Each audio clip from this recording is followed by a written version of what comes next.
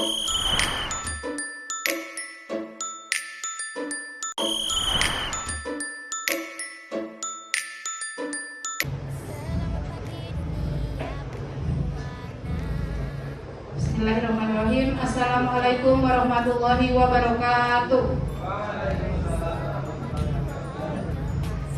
Baik, selamat siang Bapak Ibu semuanya.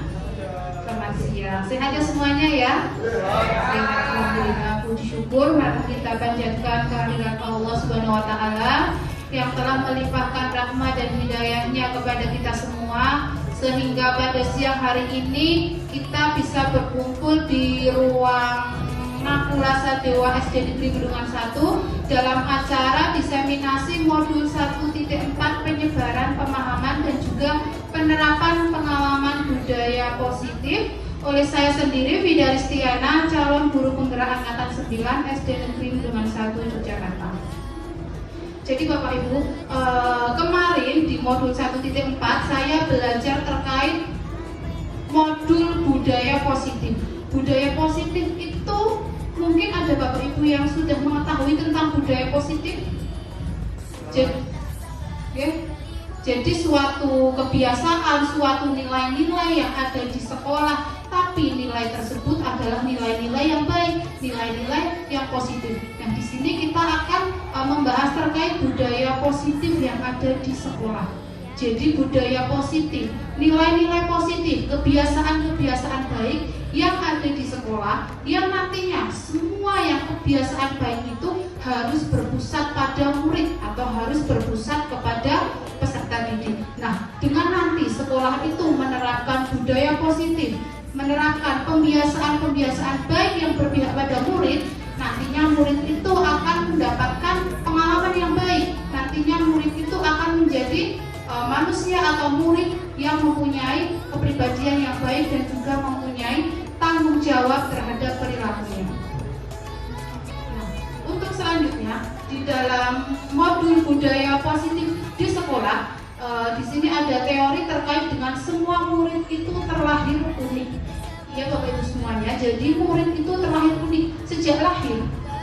Murid atau siswa itu sudah mempunyai bakat masing-masing. Maka dari itu, akhir-akhir ini ada namanya pendidikan berdiferensiasi. Karena memang murid itu unik, murid itu berbeda-beda. Jadi cara penanganannya pun juga berbeda-beda dalam kegiatan pembelajaran, dalam menangani sikap disiplin ataupun budaya positif di sekolah.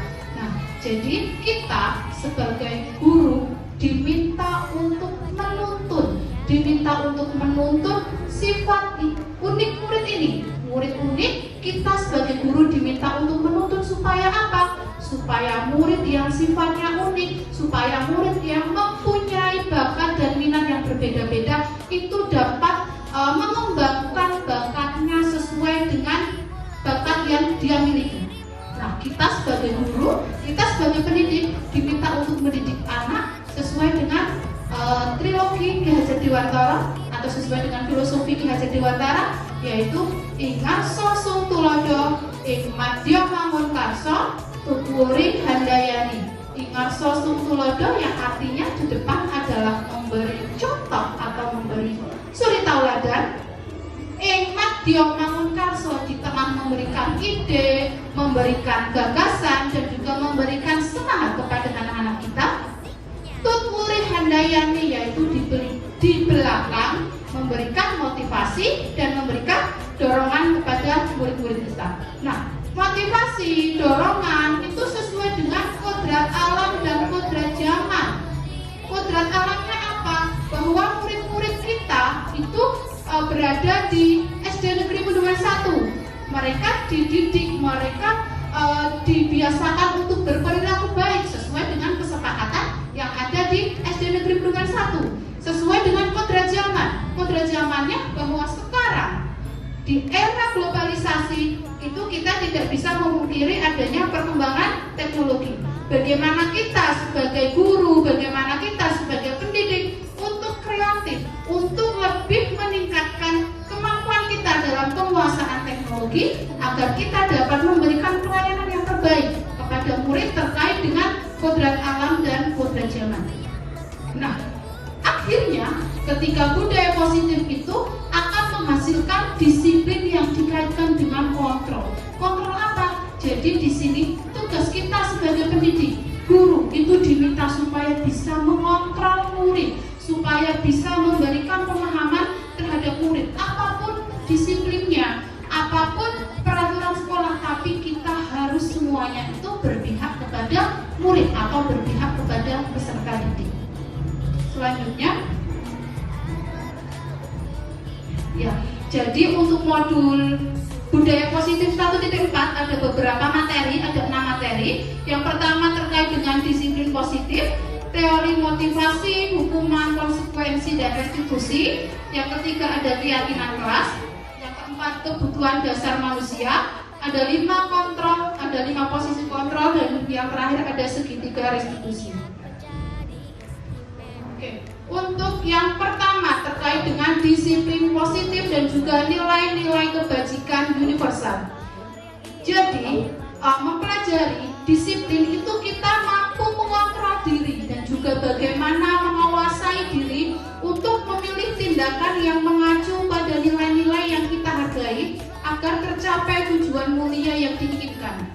Disiplin positif merupakan salah satu cara penerapan disiplin yang bertujuan untuk menumbuhkan kesadaran serta memberdayakan murid tanpa imbalan, penghargaan, ancaman, atau hukuman. Jadi Bapak Ibu semuanya, di sini tujuan dari disiplin positif, tujuan dari budaya positif agar anak-anak itu merasa sadar dari dirinya sendiri. Dia mempunyai tanggung jawab untuk saya harus disiplin. Mereka itu tidak melakukan disiplin, tidak melakukan budaya positif karena adanya imbalan, tidak karena adanya penghargaan, ancaman maupun hukuman. Misalnya, saya tidak mau mengerjakan PR, nanti saya mau mengerjakan PR, nanti kalau tidak mengerjakan PR dimarahin sama Bu Vida. Itu berarti bukan berasal dari diri sendiri. Saya tidak boleh telat hari ini karena hari ini apel, kalau nanti telat nanti saya dihukum. Itu berarti dia tidak ada rasa kesadaran di dalam dirinya. Dia tidak mau telat karena takut dihukum. Dia tidak mau mengerjakan karena nanti dimarahin sama Bu Vida. Jadi inti dari disiplin di sini adalah bagaimana anak-anak itu nantinya memiliki kesadaran dari dalam diri anak-anak sendiri, bukan karena takut karena peraturan sekolah dan juga bukan takut karena adanya dimarahi oleh bapak ibu guru yang ada di sekolahan. Jadi di sini tugas kita sebagai pendidik, tugas kita yang ada di dunia pendidikan ini memberikan pengajaran kepada anak-anak, memberikan pemahaman kepada anak-anak bagaimana supaya anak-anak itu sadar akan tugas dia sebagai pendidik, sebagai peserta didik untuk lebih lebih disiplin terhadap tanggung jawabnya. Nah, jika anak-anak itu sudah disiplin, nanti anak-anak itu akan mencerminkan siswa sebagai profil pelajar Pancasila, yaitu beriman dan bertakwa kepada Tuhan Yang Maha Esa, berakhlak mulia, berkebinekaan global, bergotong royong, kreatif, bernalar kritis, dan juga mandiri. Oke, yang selanjutnya terkait dengan teori motivasi, hukuman, konsekuensi, dan juga restitusi. Motivasi adalah dorongan yang timbul pada diri seseorang secara sadar atau tidak sadar untuk melakukan sesuatu tindakan untuk tujuan tertentu. Jadi di sini motivasi itu ada motivasi eksternal dan juga motivasi internal. Motivasi yang berasal dari luar dan motivasi yang berasal dari diri sendiri. Motivasi yang berasal dari eksternal, murid melakukan kedisiplinan dikarenakan takut, dikarenakan menghindari dari hukuman ataupun mengharapkan penghargaan. Sedangkan motivasi internal, murid melakukan kedisiplinan karena sadar akan nilai-nilai kebajikan dalam dirinya. Nah, kira-kira menurut Bapak Ibu semuanya yang ada di sini, budaya positif yang ada di sekolah kita itu menginginkan anak yang mempunyai motivasi yang berasal dari eksternal atau internal? Internal atau eksternal? Coba Bapak Ibu. Kalau eksternal itu berarti anak-anak kita itu melakukan kedisiplinan karena takut, karena nanti takut dihukum, karena nanti saya akan disiplin supaya saya nanti dipuji sama bapak ibu guru, supaya saya nanti mendapatkan penghargaan. Ataukah dari internal ketika anak-anak itu melakukan disiplin karena memang itu adalah sadar, itu adalah memang nilai-nilai kebajikan yang ada di dalam diri saya sendiri. Menurut Bapak Ibu, kita mengharapkan anak-anak yang mempunyai motivasi eksternal atau internal? Internal, seperti itu ya. Semoga aja bisa tercapai ya. Iya.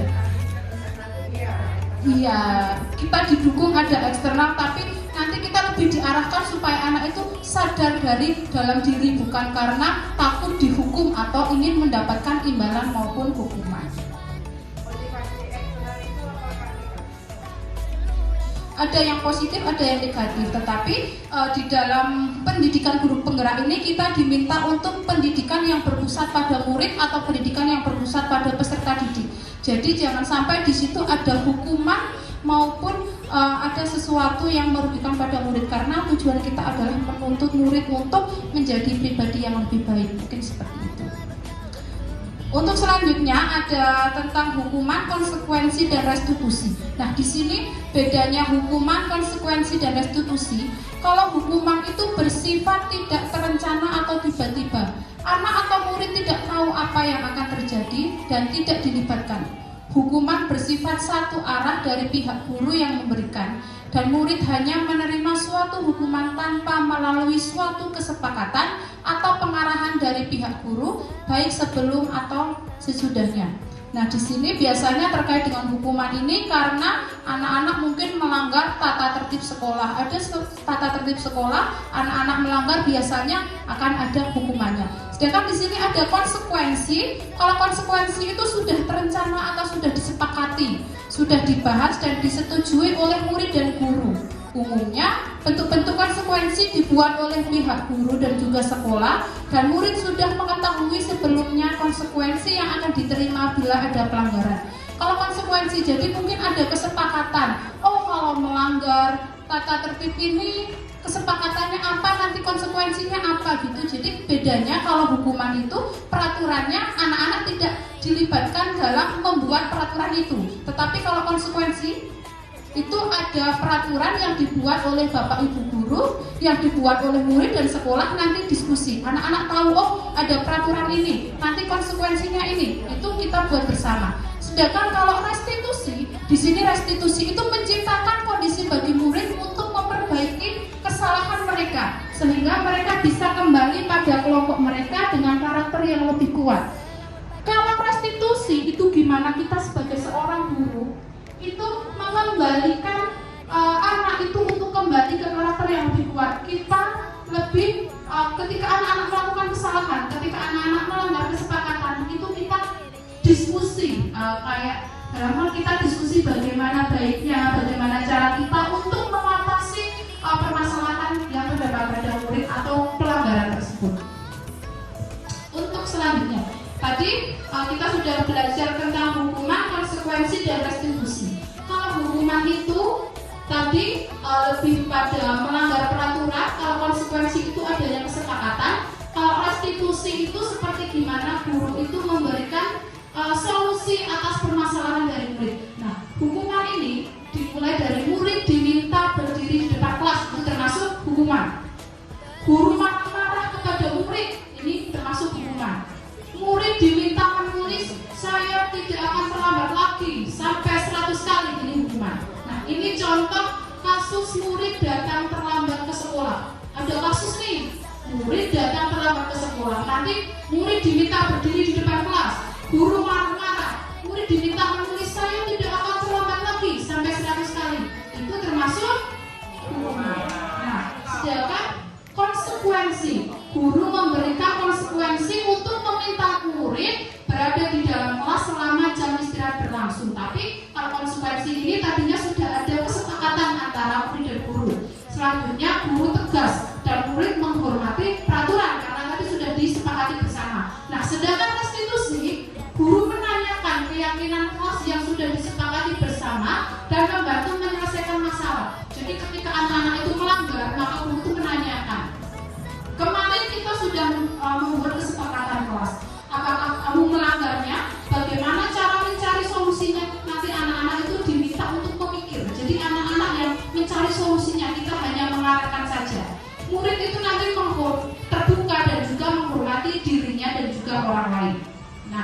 Sekarang di sini, mari selanjutnya. Di sini ada yang namanya keyakinan kelas. Bapak Ibu tahu keyakinan kelas? Jadi sebelum kita biasanya pas MPLS itu kita sering membuat keyakinan kelas. Ternyata seharusnya itu namanya keyakinan kelas, bukan peraturan kelas. Menurut Bapak Ibu kenapa ya namanya kok keyakinan kelas? Mengapa kok tidak peraturan kelas saja ya? Kenapa kok keyakinan kelas? Kenapa kok tidak peraturan kelas?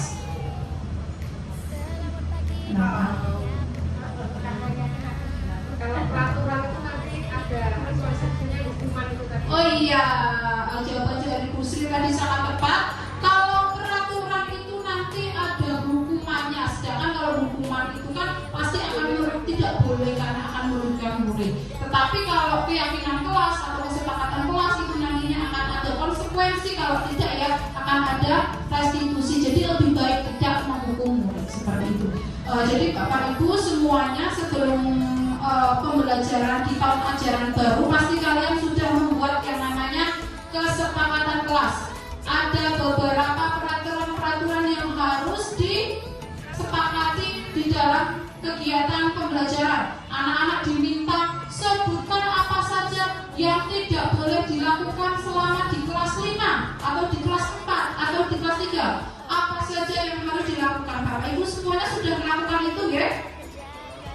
Iya, sudah melakukan. Misalnya, coba bisa saya beri contoh misalnya apa saja yang misalnya tidak boleh apa atau kesepakatan kelas apa biasanya di kelas Bapak Ibu semuanya? Tidak boleh keluar kelas tanpa izin. Ada lagi apa punya Pak Diki mungkin? Tidak mengerjakan PR, poinnya dikurangi. Tidak mengerjakan PR, poinnya dikurangi. Di tempat Bu Sri bagaimana? Apa? Ini loh tidak.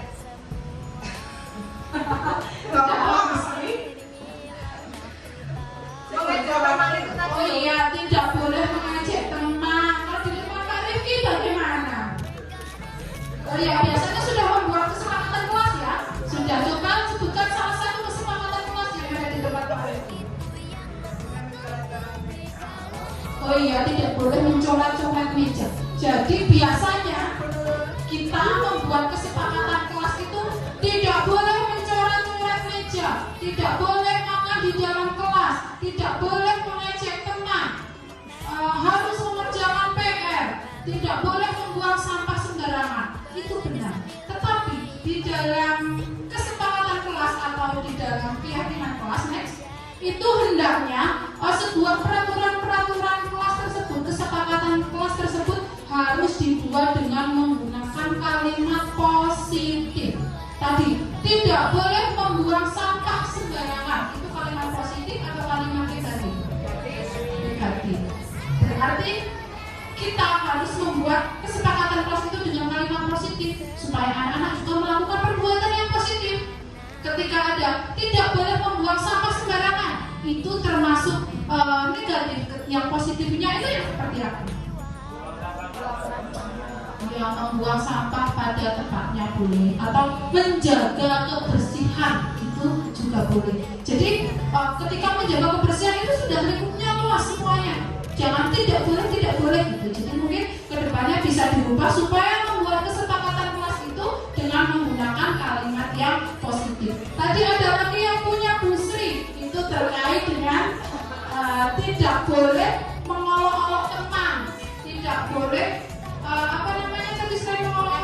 mengejek teman. Nah, kalimat positif dari tidak boleh mengejek teman atau mengolok-olok teman itu anti bullying, itu boleh, atau menghargai sesama teman. Mungkin itu lebih positif daripada tidak boleh mengolok-olok, tidak boleh mengejek gitu. Jadi mungkin kedepannya kalimat-kalimat negatif yang dibuat di dalam kesepakatan kelas itu dirubah menjadi kalimat yang positif. Dan untuk kesepakatan kelas itu tidak harus banyak banget, yang penting semua mengena dengan menggunakan kalimat-kalimat positif supaya anak-anak juga melakukan kegiatan yang positif di kelas atau di sekolah kita.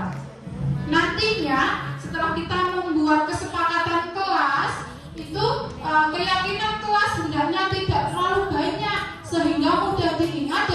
dipahami oleh semua warga sekolah.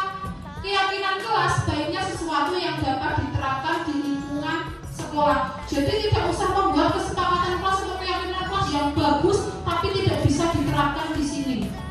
Yang penting bisa diterapkan, bisa digunakan dalam kehidupan sehari-hari kita. Semua warga kelas hendaknya ikut berkontribusi dalam pembuatan keyakinan kelas lewat kegiatan curah pendapat atau berdiskusi, bersedia meninjau kembali keyakinan kelas dari waktu ke waktu. Jadi kira-kira kok keyakinan kelas itu sudah tidak dipakai, sudah tidak berlaku, ya sudah diganti dengan keyakinan kelas yang terbaru. Yang intinya itu up to date seperti itu. Selanjutnya, nah, untuk kebutuhan dasar manusia, kita sebagai manusia itu punya kebutuhan dasar. Murid kita, anak didik kita, peserta didik kita juga mempunyai kebutuhan dasar. Ada 5 kebutuhan dasar, yaitu kebutuhan bertahan hidup, ada kasih sayang dan rasa diterima atau kebutuhan untuk diterima, ada penguasaan atau kebutuhan atas pengakuan kemampuan, kebebasan, kebutuhan akan dipilih, dan juga kesenangan, yaitu kebutuhan untuk merasa senang. Jadi kalau kebutuhan bertahan hidup berarti terkait dengan makan, terkait dengan minum, terkait dengan tempat tinggal. Kalau kasih sayang dan rasa diterima, jadi anak-anak itu juga pengen diterima, anak-anak itu juga pengen diberi rasa kasih sayang dari kita, pengen diberi rasa kasih sayang dari teman-temannya juga. Penguasaan, anak-anak juga pengen mendapatkan dihargai penguasaannya, anak-anak juga pengen dihormati, kebutuhan akan diakui bahwa saya mempunyai penguasaan seperti itu. Ada kebebasan, kebutuhan akan dipilih, anak-anak juga pengen dihargai, anak-anak juga pengen diberi kebebasan untuk memilih apapun ya anak-anak itu inginkan atau anak-anak itu sukai. Selain itu kesenangan, anak-anak itu juga punya kebutuhan untuk senang, anak-anak punya kebutuhan untuk bahagia, anak-anak punya kebutuhan untuk memiliki rasa senang di dalam hidupnya. Nah, setelah ini Bapak Ibu akan nextnya di sini ada contoh kasus bahwa Bu Vida adalah guru kelas 5 di SD Negeri Bendungan 1 Yogyakarta.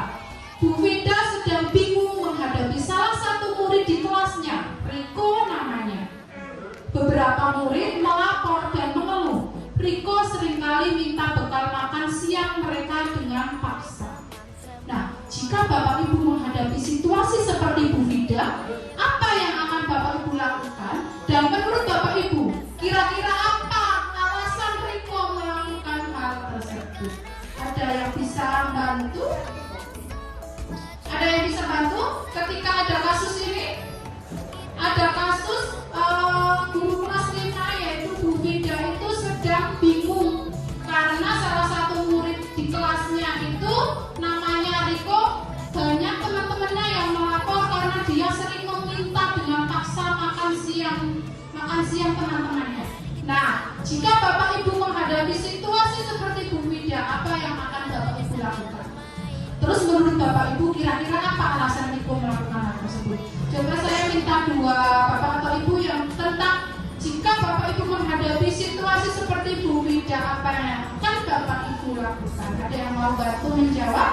Apa yang akan Bapak Ibu lakukan ketika murid-murid, ada salah satu murid yang melakukan kasus sama seperti kasus yang Bu Vida? Riko ini ceritanya minta bekal punya temennya gitu. Ya, berarti ketika ada masalah seperti ini bagaimana dari ibunya dulu mungkin pandangannya Bu Nur mungkin seperti apa?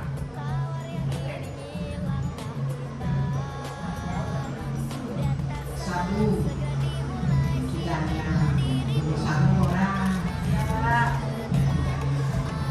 kamu kenapa enggak tanya sebabnya. Kalau misalnya dia enggak sanggup, satu dinasihati itu sanggup, dia enggak suka minta pemintaan karena diberi pengertian kalau meminta itu adalah merupakan sifat yang tidak baik. Di dalam agama pun diperintahkan atau disarankan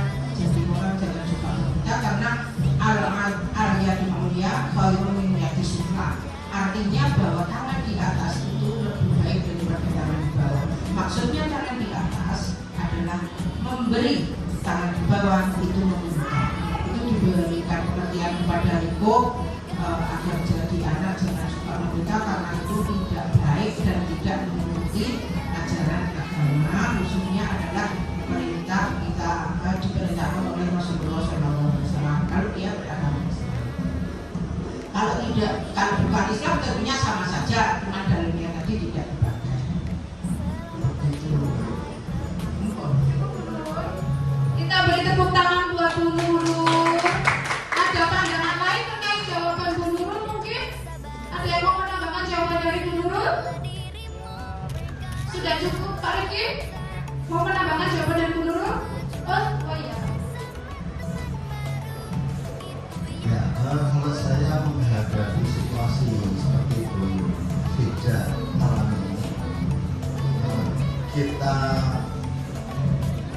soalnya ke Riko, kita tanya Riko, dengan cara yang baik-baik, kenapa melakukan hal tersebut, ada masalah pribadi apa?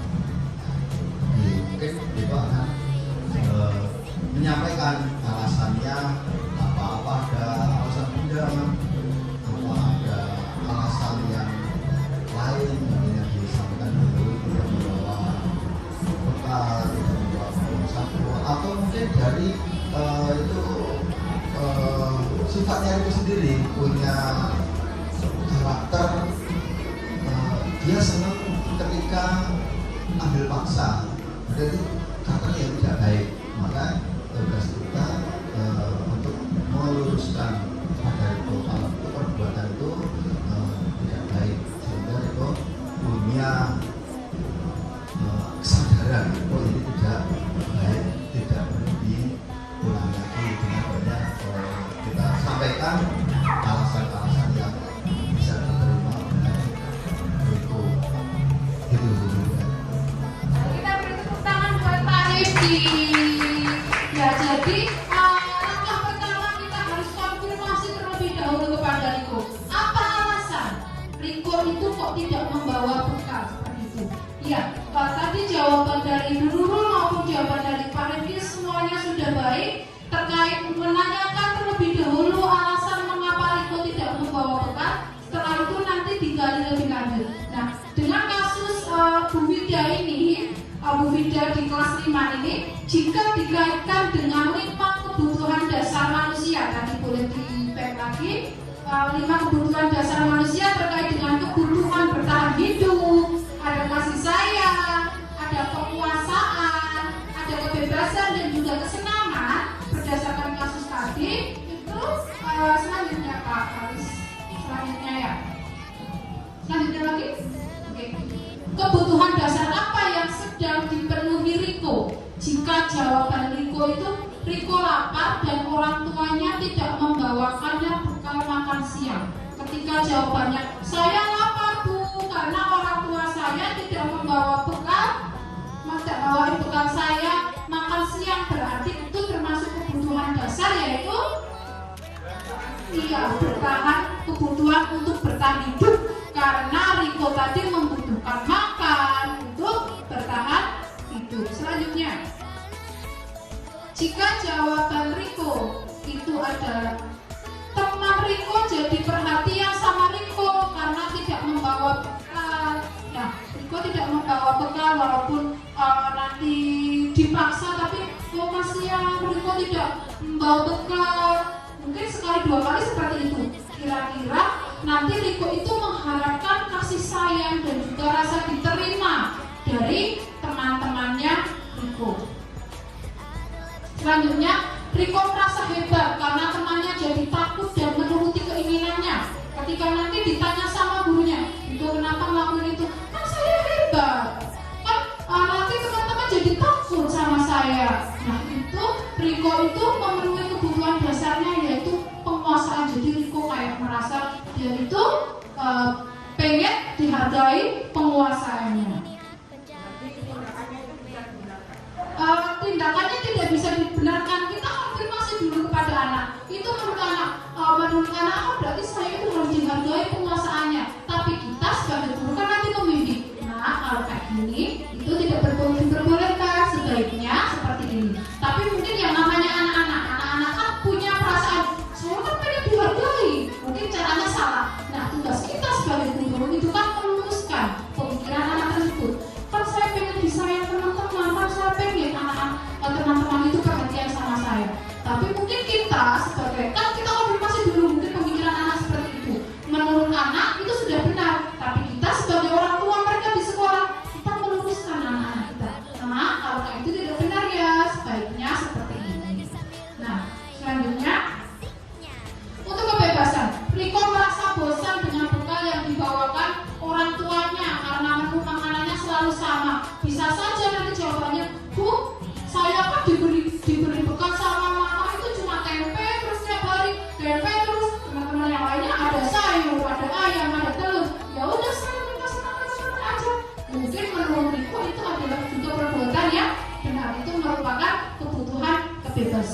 seperti itu. Selanjutnya, kesenangan. Riko hanya iseng dan dia menikmati ekspresi wajah temannya yang kesal. Misalnya, ketika kadang ada loh Bapak Ibu, yang ketika anak-anak itu beda koncone, tapi koncone nesu, koncone senang atau koncone marah, tapi dia kayak puas. Oh, aku puas karena kamu marah. Oh, aku puas karena kamu tuh kesel. Nah, itu Riko merasa senang, merasa puas, tapi ternyata itu juga tidak boleh. Gimana? Tugas kita sebagai seorang guru adalah membimbing Riko, mengarahkan Riko, menuntun Riko juga supaya Riko itu menunjukkan sifat-sifat yang baik dan tidak menunjukkan sifat-sifat atau disiplin yang tidak baik. Oh ya, selanjutnya ada ice breaking dulu mungkin supaya lebih ada nggak suaranya ya Pak Haris? Oh ya, lebih keras. Kurang keras ya? Oh iya. Oh iya. Boleh Bapak Ibu guru semuanya untuk berdiri? Mau berdiri dulu semuanya?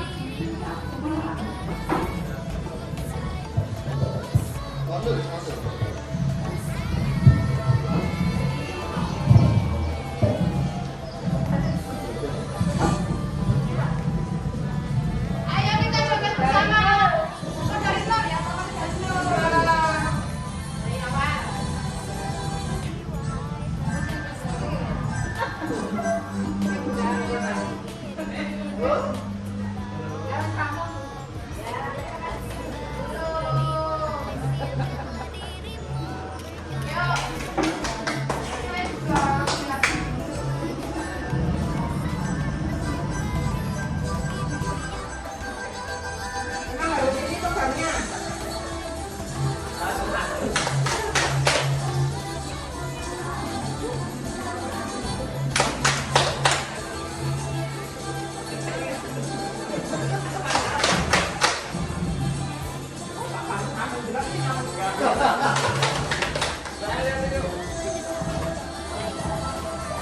Ayo semangat Bapak Ibu semuanya.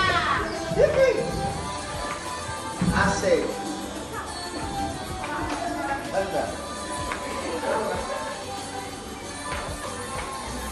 Terus.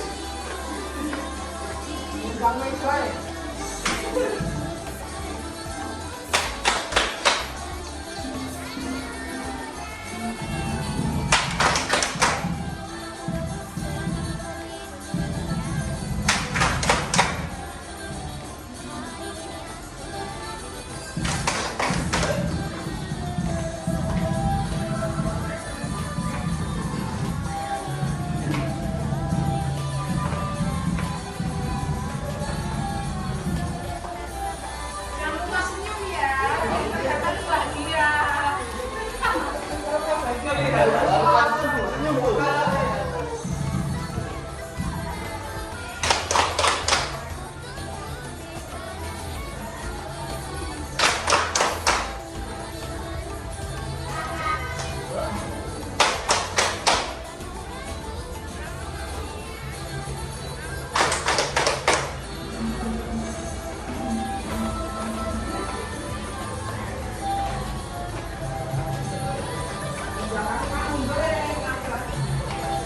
Tangan. Ayo, tangan ini nggak balik.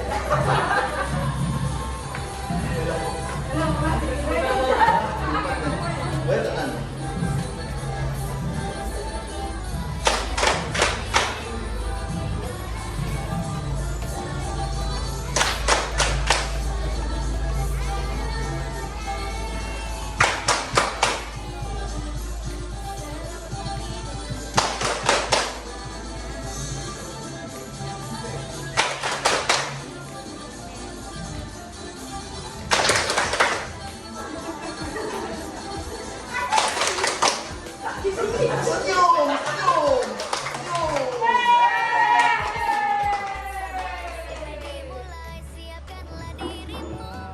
Aduh, gimana? Berkeringat ya? Bedanya suhu berkeringat itu beda-beda tipis ya. Oke, selanjutnya terkait dengan 5 posisi kontrol. Jadi 5 posisi kontrol ini terkait dengan kita sebagai pendidik itu harus mempunyai 5 posisi kontrol. Yang pertama yaitu penghukum. Oh, 5 posisi kontrol guru. Yang pertama ada penghukum. Biasanya penghukum ini karena anak-anak itu dihukum karena tidak mentaati peraturan sekolah. Misalnya, patuhi aturan saya atau awas. Itu termasuk guru sebagai posisi kontrol penghukum. Kamu selalu saja salah, selalu pasti, selalu terakhir kamu untuk selesainya. Nah, itu sebagai penghukum. Ada guru itu posisinya sebagai pembuat merasa bersalah. Di sini dilihat dari ibu sangat kecewa sekali dengan kamu. Jadi kalau posisi guru sebagai pembuat merasa bersalah itu nadanya guru saat berbicara dengan anak yang melakukan kesalahan itu agak diturunkan, tidak seperti tadi sebagai penghukum. Berapa kali ibu harus memberitahu kamu ya nak?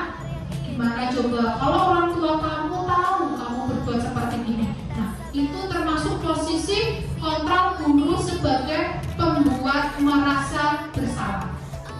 Nah, yang selanjutnya ada sebagai teman. Nah, di sini kalau sebagai teman itu ketika anak-anak itu melakukan kesalahan, kita itu seperti teman. Ayo bantulah demi ibu ya. Ayo ingat, tidak bantuan ibu selama ini. Ya sudah, lain kali ini tidak apa-apa. Nanti ibu bantu bereskan ya. Seperti itu. Untuk yang selanjutnya sebagai pemantau.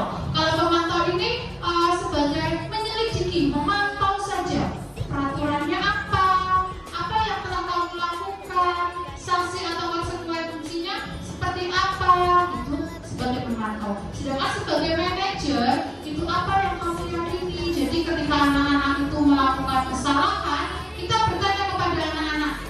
Nah, kemarin kan kita sudah membuat kesepakatan kelas. Apa yang kita yakini?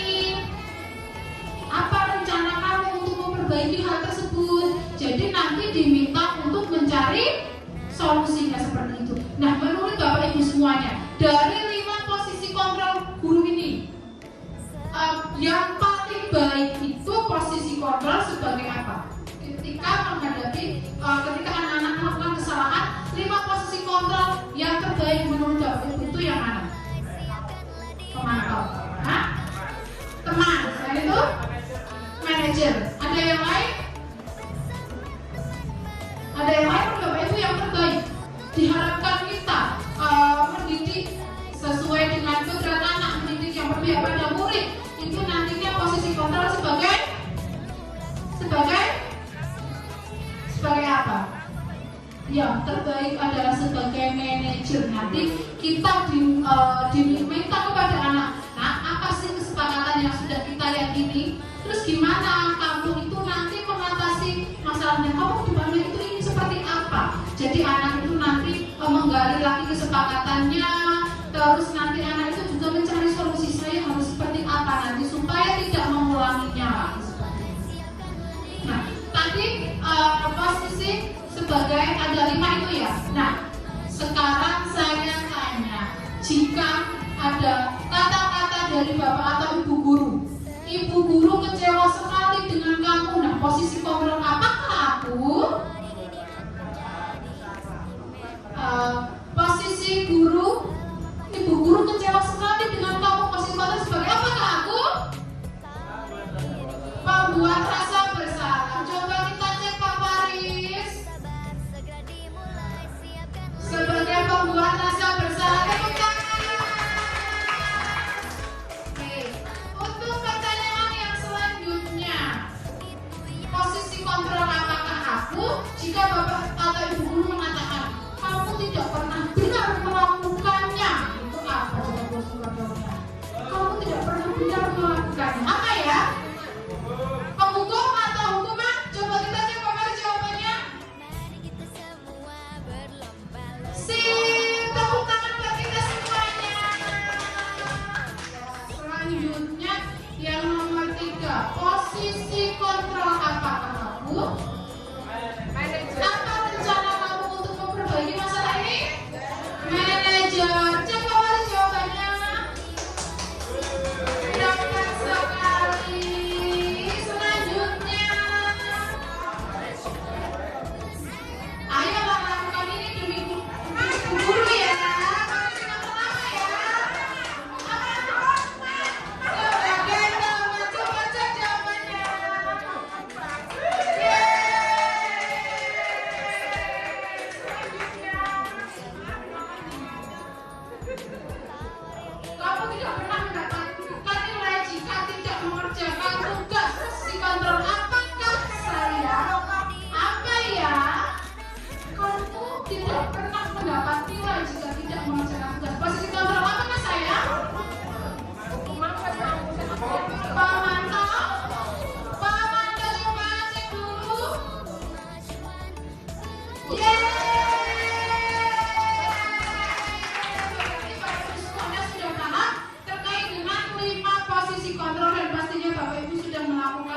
baik. Diusahakan untuk Bapak Ibu guru berada pada posisi yaitu sebagai manajer. Untuk selanjutnya terkait dengan segitiga restitusi. Apa itu segitiga restitusi? Jadi segitiga restitusi itu suatu proses dialog yang dijalankan oleh guru agar dapat menghasilkan murid yang mandiri dan bertanggung jawab. Mandiri yang bertanggung jawab. Dari segitiga restitusi itu ada 3 tahapan. Yang pertama menstabilkan identitas, yang kedua memvalidasi tindakan yang salah, dan yang ketiga yaitu menanyakan keyakinan. Next. Yang pertama terkait dengan menstabilkan identitas. Ketika ada permasalahan, Bapak Ibu guru itu menstabilkan identitas dengan cara pertanyaannya sebagai berikut. Berbuat salah itu tidak apa-apa. Tidak ada manusia yang sempurna. Saya juga pernah melakukan kesalahan seperti itu. Kita bisa menyelesaikan ini. Jadi menstabilkan identitas itu ketika anak-anak punya salah itu kan pasti down banget. Ketika kita anak-anak salah tapi kita malah memarahinnya, pasti kan anak-anak lebih terpuruk. Tapi kita gimana ketika anak-anak salah kita itu membagikan supaya lebih bersemangat supaya anak-anak itu tidak merasa gagal dengan cara-cara pertanyaan atau perkataan sebagai yang tadi, berbuat salah itu tidak apa-apa nak, tidak ada manusia yang sempurna. Saya atau guru juga pernah melakukan kesalahan seperti ini. Kita bisa menyelesaikan ini. Jadi ketika anak-anak salah itu jangan langsung dimarahi, nanti anak-anak itu akan merasa gagal.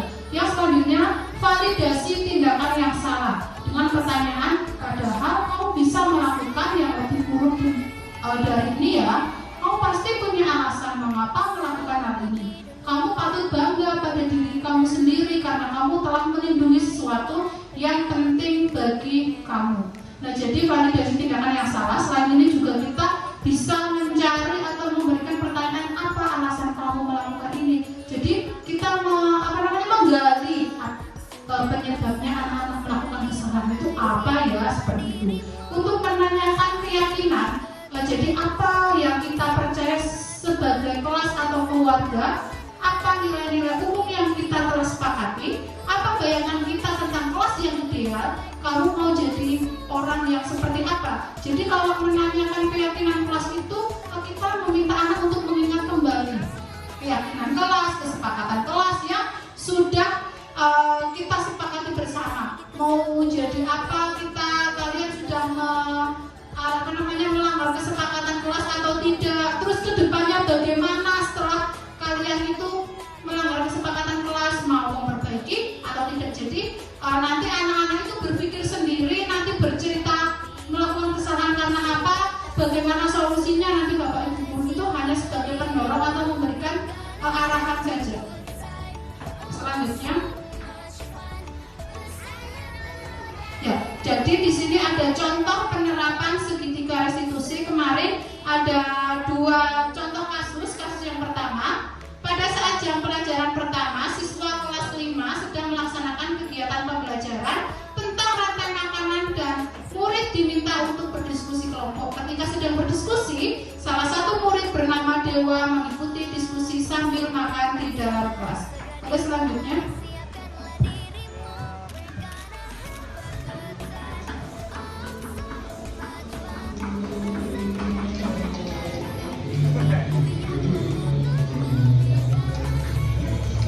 Dewa, apa yang sudah kamu lakukan? Makan. Oke, sekarang lanjutkan diskusi dulu bersama temanmu. Makanya dilanjutkan nanti ya.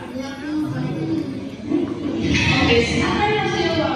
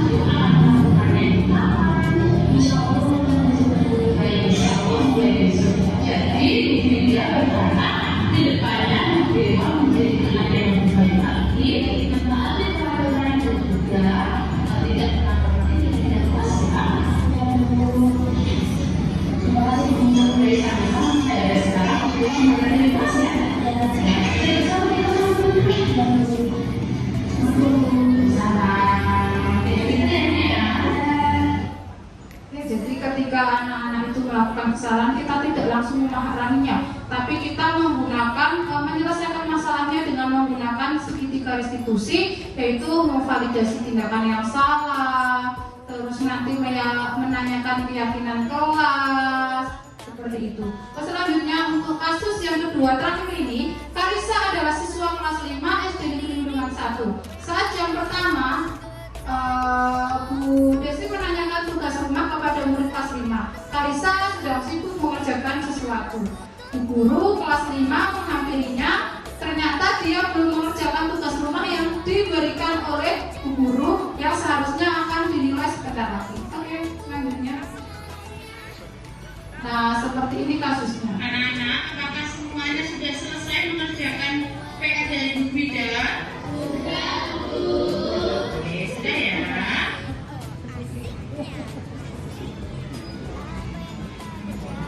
Mbak Kanisa, sudah apa? Memangnya Mbak Kanisa belum mengerjakan PR? Jadi perhatikan ke depan dulu ya. Ya sini Mbak Kanisa ya.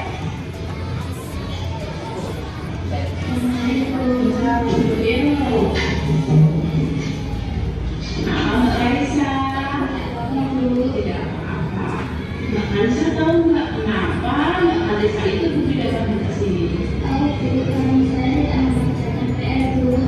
Karena Mbak Kanisa tidak mengerjakan PR. Nggak apa-apa, nggak usah takut. Mbak Kanisa tidak mengerjakan PR. Mbak Kanisa bukan satu-satunya murid yang tidak mengerjakan PR. Mari, ada juga kan Mbak Kanisa yang tidak mengerjakan PR? Ada. Beda yang lagi, Mbak Kanisa itu tidak mengerjakan PR pasti ada alasannya. Coba sekarang jelaskan alasannya kepada Bu Bida. Mengapa Mbak Kanisa itu tidak mengerjakan PR? Kemarin saya mengikuti islah dan katanya dan tidak sempat mengerjakan PR. Berarti Mbak Kanisa banyak kegiatan ya, sehingga tidak sempat untuk mengerjakan PR. Tapi kami punya kesianan nggak Bu Bida? Enggak ya. Dan tapi punya berapa Mbak Kanisa? Jam 5. Tapi Mbak Kanisa sudah melakukan hal-hal benar. Walaupun kalau ada hari, tapi tamunya tidak kesiangan. Mbak Kanisa juga datang ke sekolah tepat waktu ya, tidak terlambat ya. Iya, tapi nanti Ibu Bida tanyakan, kita kan punya kesepakatan keras, punya keyakinan keras yang sudah kita sepakati bersama. Menurut Mbak Kanisa, apakah Mbak Kanisa itu sudah melanggar keyakinan keras yang sudah kita sepakati bersama? Dia tidak mengalami kesepakatan kelas. Iya, Mbak Kanisa juga melanggar kesepakatan keras. Menurut Mbak Kanisa, kesepakatan keras apa yang sudah Mbak Kanisa langgar? Mbak Kanisa tidak bertanggung jawab atas tugas Mbak Kanisa. Menurut Mbak Kanisa, bertanggung jawab itu merupakan sikap yang penting. Penting, nah, bertanggung jawab itu merupakan sikap yang penting. Terus untuk Mbak Kanisa bagaimana ke depannya untuk memperbaiki sikap Mbak Kanisa tersebut? Saya akan bertanggung jawab dulu. Akan bertanggung jawab, sudah bertanggung jawab, akan tetap melakukan dari Bunda itu ya. Iya, nah, Mbak Kanisa mau bertanggung jawab, mau mengerjakan PR-nya juga. Mbak Kanisa kira-kira kapan Mbak Kanisa akan melakukan hal tersebut? Insya Allah mulai besok dulu. Ya, kalau mulai besok sudah dilakukan ya? Iya, Mbak Kanisa sudah tahu kesepakatan apa yang dilanggar. Mbak Kanisa juga tahu bagaimana kedepannya Mbak Kanisa harus bersiap ya.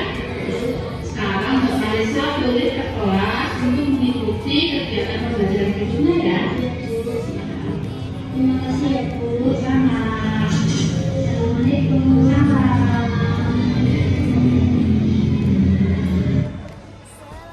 Baik, jadi itu penerapan segitiga restitusi dalam mengatasi masalah anak atau ketika anak-anak melakukan melanggar peraturan atau kesepakatan kelas. Selanjutnya, oh ternyata sudah selesai. Jadi kita sama-sama belajar. Semoga kedepannya ketika ada murid kita yang mungkin melanggar kesepakatan kelas atau melanggar tata tertib sekolah, nantinya kita bisa menyelesaikan menyelesaikannya dengan baik. Diharapkan kita sebagai pendidik yaitu nanti memegang peran sebagai manajer juga, terus nanti menyelesaikan masalah dengan tahap atau langkah segitiga restitusi. Sebelumnya saya mengucapkan terima kasih banyak kepada Bapak Ibu guru dan juga karyawan yang sudah hadir dalam diseminasi budaya positif di sekolah pada hari ini. Kurang lebihnya minta maaf jika tadi ada kata-kata yang mungkin kurang berkenan di hati Bapak Ibu guru semuanya. Selamat sore, saya akhiri. Wassalamualaikum warahmatullahi wabarakatuh.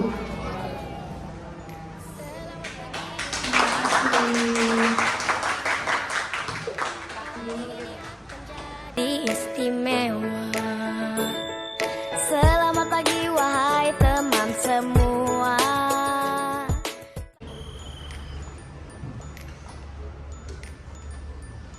Selamat pagi dunia. Bismillahirrahmanirrahim. Assalamualaikum warahmatullahi wabarakatuh.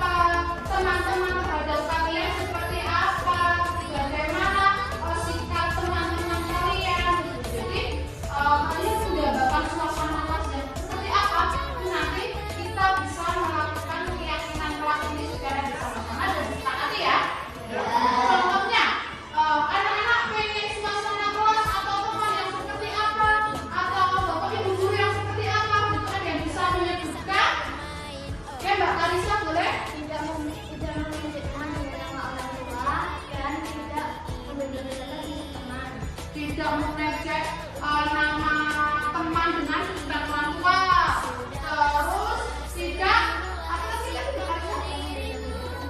membeda-bedakan nama. Bisa pengen yang boleh bagus, ada lagi? Oke, Mas Rano? Tidak boleh membuang sampah sembarangan. Oke sih, selain itu dia Tidak membuat kericuan dan tidak merusak fasilitas sekolah. tidak boleh membuat kericuan, tidak merusak fasilitas sekolah. Oke, Victor, selain itu, oke, Mbak Meme.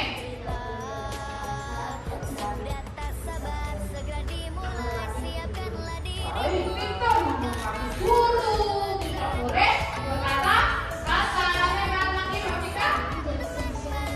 Menjaga kebersihan kelas, Victor. Mayari. Sopan kepada guru dalam tepat waktu, Victor. Oke, Mas.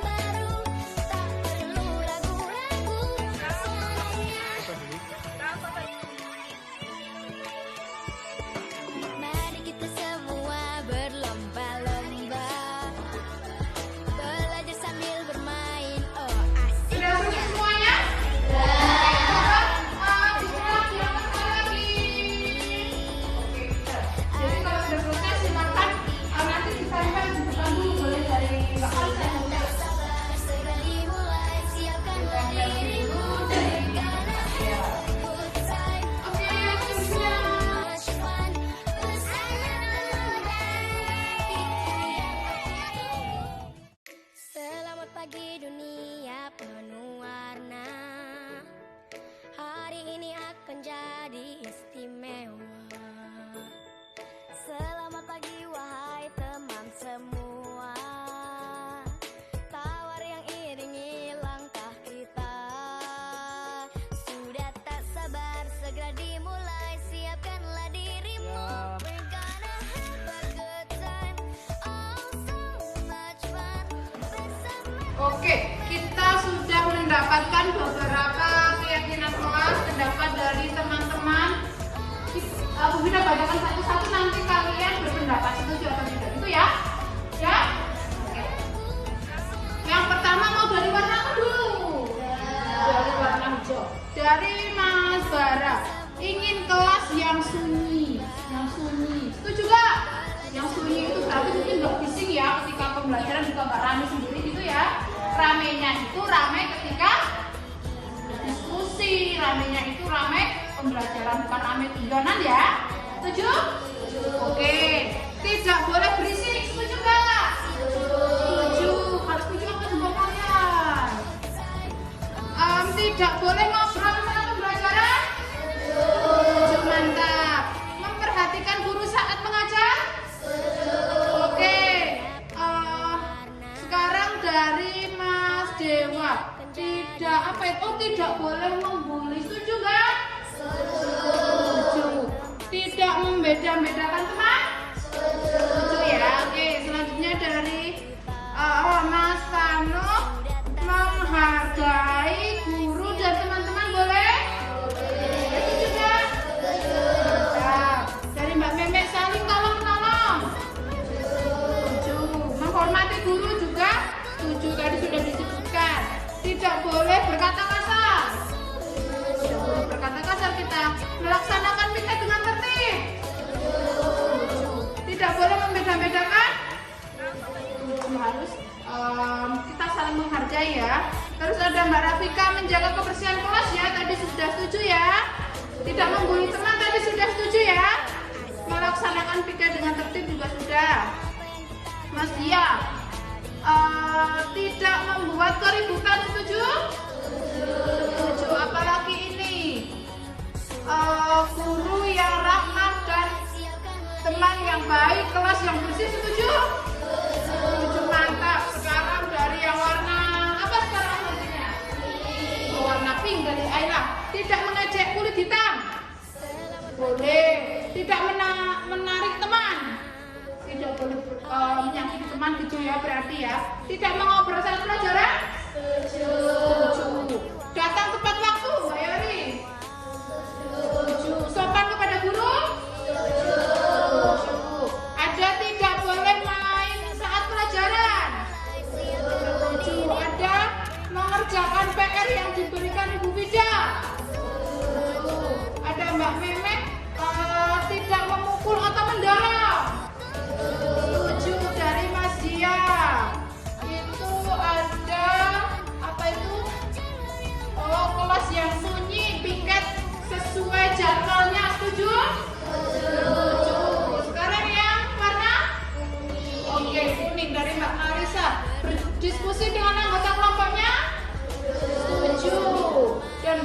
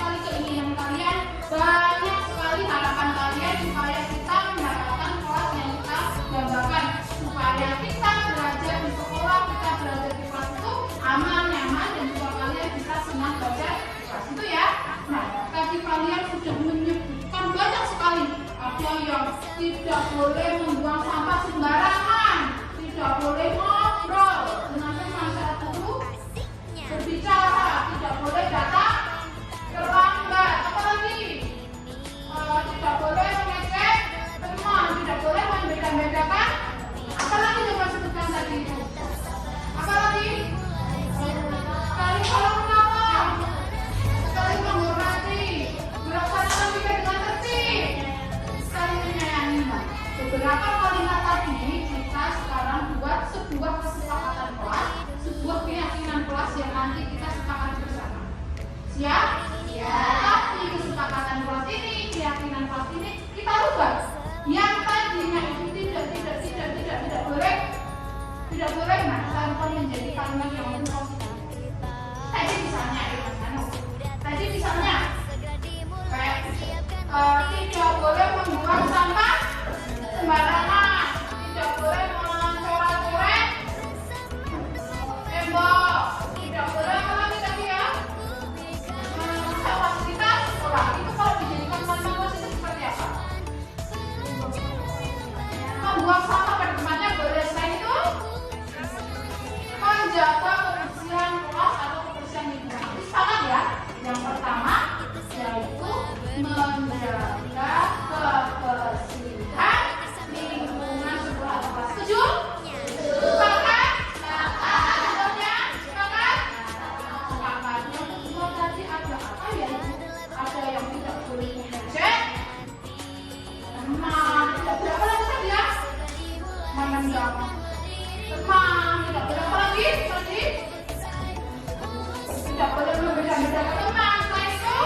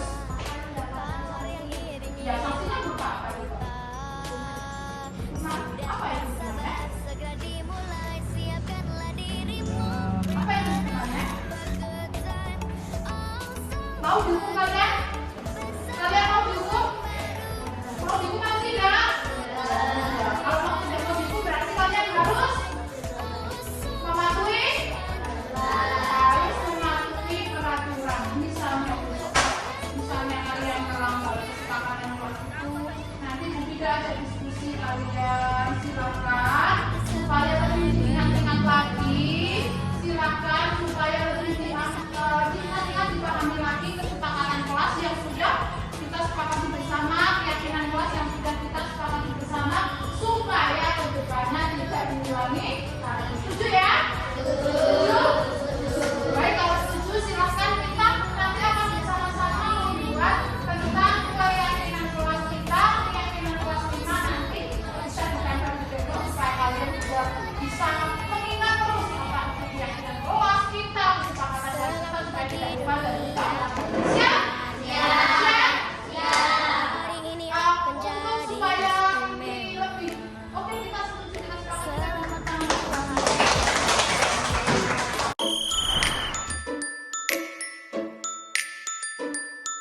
Selamat pagi dunia penuh warna.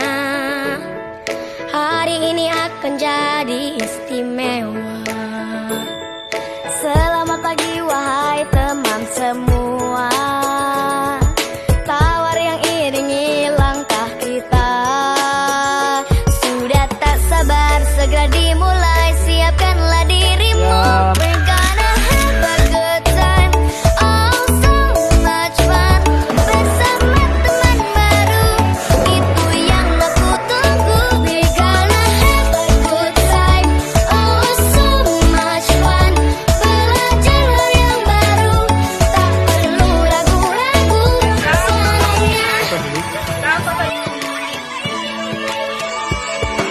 Mari kita semua berlomba-lomba, belajar sambil bermain, oh asiknya.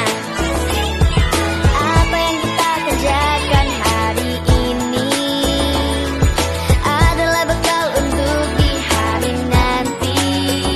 Sudah tak sabar segera dimulai. Siapkanlah dirimu. We're gonna have a good time. Oh so much fun. Bersama teman baru. Selamat pagi dunia penuh warna. Hari ini akan jadi istimewa. Selamat pagi wahai teman semua. Tawar yang iringi langkah kita. Sudah tak sabar segera dimulai. Siapkanlah dirimu.